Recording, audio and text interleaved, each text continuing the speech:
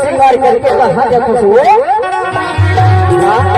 मैं अमरपुर के बाजार जाता हूँ। अमरपुर के बाजार अरे अरे चलना चलते सुने वाले मिले हैं ऐसा दावा मैच खेले वाले होते हो बॉलर है बॉल डालते बैट्समैन है धड़ाधड़ छक्का चौका की परिस्थिति कर रखे तब महूदेव संग छक्का चौका लगा ले तो नहीं बनते इसका वहाँ कसम से मेहमान से ही बसरिया गाँव में बैठन के आए ना यदि आमा कह रहा है वो थोड़ी देर में फंस जाही तब मेरे पे लगे से लगने का देखे और मैं बस देखे नहीं हूँ जितने ये बसरिया गाँव में आए हैं देखिए साथी तेरा बताओ सिर्फ कुछ बात कहते हो ये गाँव के दूल्हा मना और संसद में महू घरे गई हम और संसद में ये गाँव के पूरा मना कहा कहते बताओ माँ कसम ये पीढ़ी हमें जाते समरपुर के बाजार में या फिर समनापुर के बाजार में तो मान से लगा जैसे चुरा के ले जाता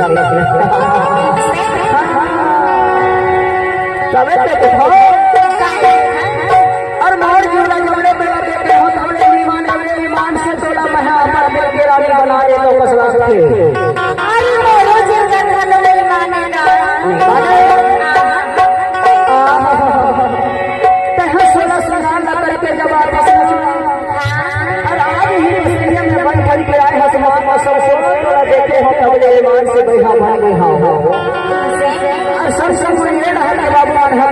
बताओ ये डहर के बाबू मन एक बात रखे बताओ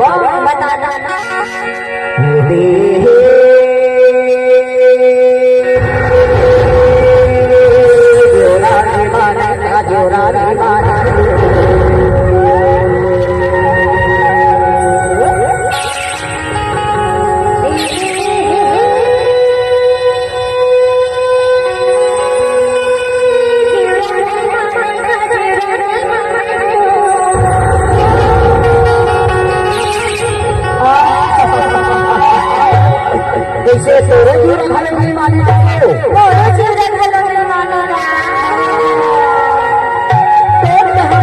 एक बार माया तीस दिन गुजरात आने वाली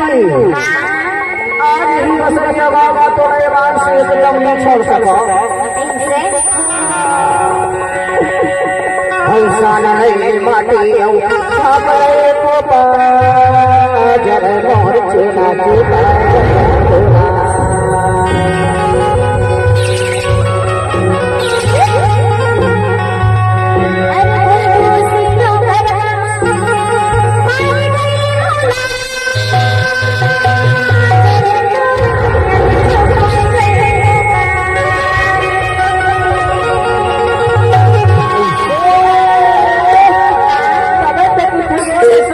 बाबू मन बैठे बताए देता वो जब मोर चूल्हा तोरा